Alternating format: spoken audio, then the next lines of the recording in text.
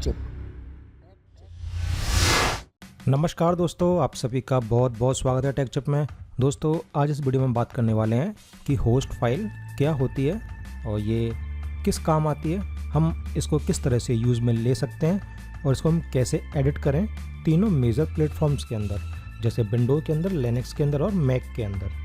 मैं आपसे आज इस फाइल के बारे में इसलिए बात कर रहा हूँ क्योंकि ये फाइल मेरे आने वाले वीडियोज़ के अंदर काफ़ी काम आने वाली है। होस्ट फाइल किसी भी ऑपरेटिंग सिस्टम की एक ऐसी फाइल होती है जिसके द्वारा आप होस्ट नेम और आईपी को आपस में मैप करा सकते हैं। आपका कोई भी लोकल डोमेन नेम है, आप उस डोमेन नेम को किसी भी आईपी पर मैप करवा सकते हैं। जैसे कि आपने दोस्तों देखा है डीएनएस क्या होता है? Domain name system. आप जैसा कि जानते हैं जो भी वेबसाइट्स हैं वो सारे के नाम केवल ह्यूमन फ्रेंडली नेम है, सिस्टम समझता है केवल आईपी को। तो दोस्तों, ये आईपी वाले नंबर हमें याद नहीं रख सकते, इसी वजह से हमने डोमेन नेम सिस्टम स्टार्ट किया था। तो हम उस आईपी का कोई भी ह्यूमन फ्रेंडली नाम दे दें जो कि हमें याद रह सके। तो बस दोस्तों, आप होस्ट फाइल के द्वारा भी अपने लोकल सिस्टम पर ऐसा कर सकते हैं। ये सिंपल एक प्लेन टेक्स्ट की तरह फाइल होती है। इसके अलावा आप इसमें क्या क्या कर सकते हैं, आप किसी भी लोकल डोमेन नेम को असाइन करा सकते हैं, अपनी वेबसाइट्स को रिडायरेक्ट करा सकते हैं, किसी भी वेबसाइट को अपने लोकल सिस्टम पर ब्लॉक कर सकते हैं और वेबसाइट्स के आप इसमें शॉर्टकट्स भी बना सकते हैं। तो देखते हैं इसके कुछ एग्जांपल्स। तो सबसे पहले देखते हैं दोस्तों विंडोज़ के अंदर ये फाइल आपको कहाँ मिलेगी।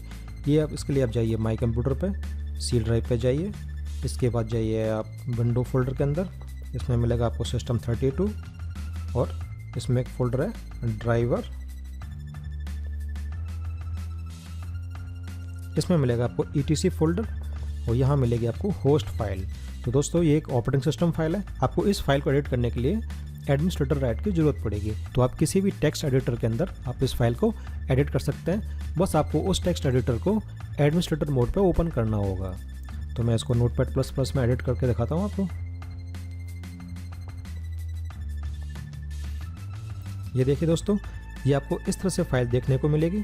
अब आप इसमें आसानी से चेंज कर सकते हैं। तो मैं आपको पहला एग्जांपल दिखाता हूँ, अपने लोकल डोमेन नेम को हम किसी आईपी पर कैसे असाइन करें। सबसे पहले मैं एक ब्राउज़र ओपन कर लेता हूँ।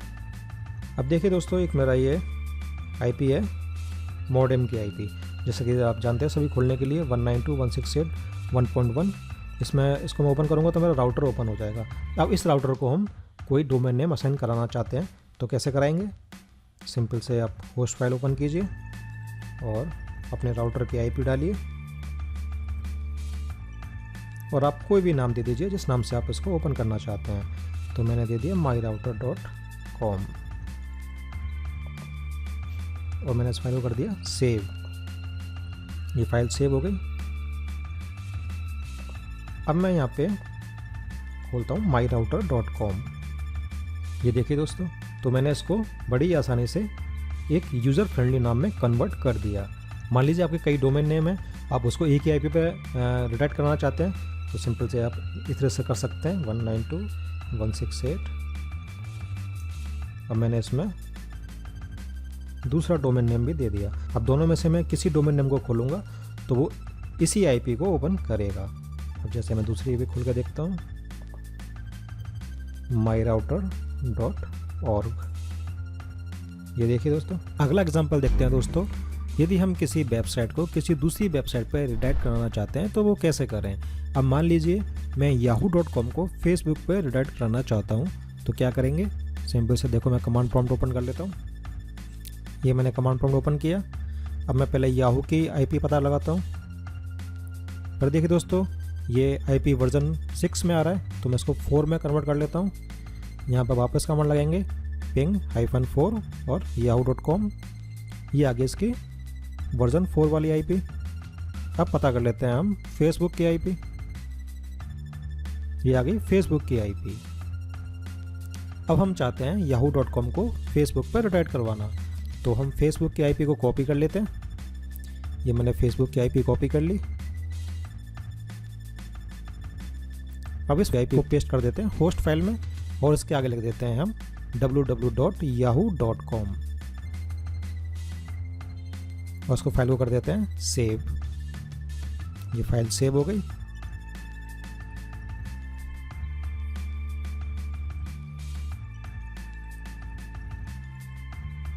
ये फाइल सेव हो गई।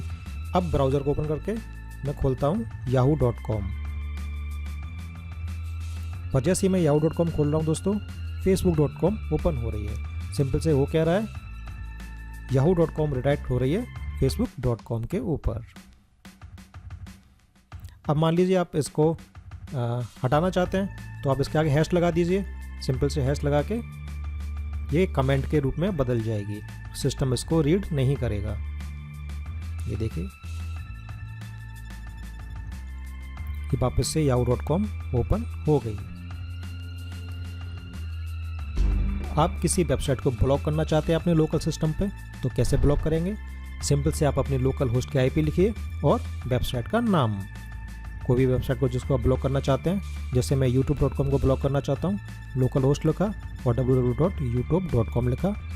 अब मैं youtube.com को ओपन करने की कोशिश करूँगा तो दोस्तों ये साइट ओपन नहीं होगी। ये देखिए, तो आप इस तरह से किसी भी साइट को ब्लॉक कर सकते हैं अपने लोकल सिस्टम के ऊपर। सिंपल से आप अपनी लोकल होस्ट के आईपी लिखिए और वेबसाइट का नाम लिख दीजिए, वो साइट ब्लॉक हो जाएगी और आपके सिस्टम पे ओपन नहीं होगी। ये मैंने सारे हटा दिए, सेव कर दिया। अब मैं देखो YouTube को खोल के देखता हूँ खुलती है क्या। ये देखिए दोस्तों, YouTube ओपन हो रही है अभी। अब अगला एग्जांपल देखते हैं कि हम किसी वेबसाइट का कैसे शॉर्टकट बनाएं। मान लीजिए कोई डोमेन नेम काफ़ी बड़ा है और यदि आप उसका शॉर्टकट बनाना चाहते हैं तो होस्ट फाइल के द्वारा कैसे बनाएंगे। मैं फेसबुक का एक शॉर्टकट बना के दिखाता हूँ आपको। ये मैंने फेसबुक की आईपी कॉपी कर ली, ये हमने होस्ट फाइल में इसको पेस्ट कर दिया और इसके बाद आप कोई भी इसका नया शॉर्टकट दे दीजिए। जैसे मैंने लिख दिया f.com। अब मान लीजिए मैं जैसे ही f.com को ओपन करूँगा तो क्या ओपन होगा? facebook.com। ब्राउज़र ओपन कर लेता हूँ। अब ब्राउज़र में डालता हूँ मैं f.com। ये देखिए दोस्तों, जैसे ही मैंने f.com लिखा, फेसबुक ओपन हो गया। तो आप इस तरह से किसी भी वेबसाइट का शॉर्टकट बना सकते हैं। दोस्तों अब हम देखते हैं इस फाइल को हम लिनक्स के अंदर कैसे एडिट करें। दोस्तों मैक और लिनक्स के अंदर इस फाइल को एडिट करने के काफ़ी तरीके हो सकते हैं। जैसे आप किसी टेक्स्ट एडिटर के द्वारा भी इसको एडिट कर सकते हैं या टर्मिनल के द्वारा भी एडिट कर सकते हैं। तो टर्मिनल में भी आपको कई तरह के एडिटर मिल जाते हैं, जैसे VI एडिटर, नैनो एडिटर या VIM एडिटर। तो आप किसी के द्वारा भी इसको चेंज कर सकते हैं। तो मैं आपको एक एग्जांपल दिखा देता हूँ नैनो एडिटर के द्वारा। तो ये फाइल मिलेगी आपको रूट के अंदर ETC फोल्डर में। तो सबसे पहले ओपन करेंगे हम टर्मिनल। ये टर्मिनल विंडो ओपन हो गई। इसमें कमांड लगाएंगे हम super user do SUDO, nano editor का यूज़ कर रहा हूँ मैं, और फाइल का पाथ। एंटर दबाइए। इसके बाद अपनी परमिशन के लिए इसमें पासवर्ड डालिए। ये देखिए फाइल ओपन हो गई। अब मैं इसमें फेसबुक को ब्लॉक करना चाह रहा हूँ। सिंपल से आप अपनी लोकल होस्ट के आईपी लिखिए और facebook.com। सेव करने से पहले एक बार चेक कर लेते हैं फेसबुक ओपन हो रही है क्या। ये देखिए दोस्तों, फेसबुक ओपन हो रही है। अब मैं उस फाइल को सेव कर देता हूँ, होस्ट फाइल को। Ctrl+X दबाइए, यस कर दीजिए और एंटर दबा दीजिए। फाइल सेव हो गई। चेक कर लेते हैं जो हमने एडिट किया वो चेंज हुआ क्या। ये देखिए दोस्तों, ये चेंज हो गया। अब मैं facebook.com को ओपन करने की कोशिश करता हूँ, इसमें देखो होती है क्या। ये देखिए दोस्तों, तो आप इस तरह से लिनक्स के अंदर भी होस्ट फाइल को एडिट कर सकते हैं, जैसा कि हमने विंडोज़ के अंदर किया था।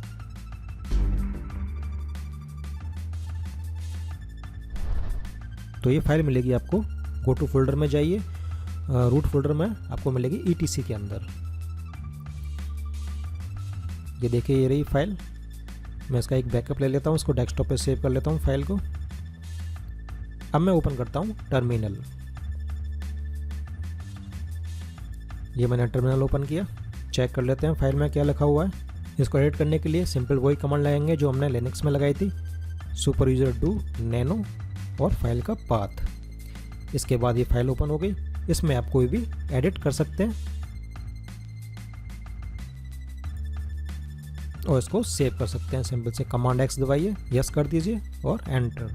फाइल में चेंज हो गया। तो दोस्तों उम्मीद करता हूँ आप होस्ट फाइल के बारे में सब कुछ जान गए होंगे कि हम होस्ट फाइल को कैसे यूज़ में ले सकते हैं, इसको हम कैसे एडिट करें विंडो के अंदर, मैक के अंदर और लिनक्स के अंदर। तो दोस्तों उम्मीद करता हूँ आपको आज का वीडियो काफ़ी पसंद आया होगा। दोस्तों जाने से पहले चैनल को सब्सक्राइब करके ज़रूर जाइएगा। यदि आपका इस चैनल के लिए कोई सुझाव है तो ज़रूर कमेंट बॉक्स में शेयर कीजिएगा। आपको इस वीडियो को लेकर कोई भी परेशानी है तो भी आप कमेंट बॉक्स में शेयर कर सकते हैं। तो दोस्तों आज के लिए बस इतना ही, मिलेंगे आपसे अगले वीडियो में। धन्यवाद, आपका दिन शुभ हो।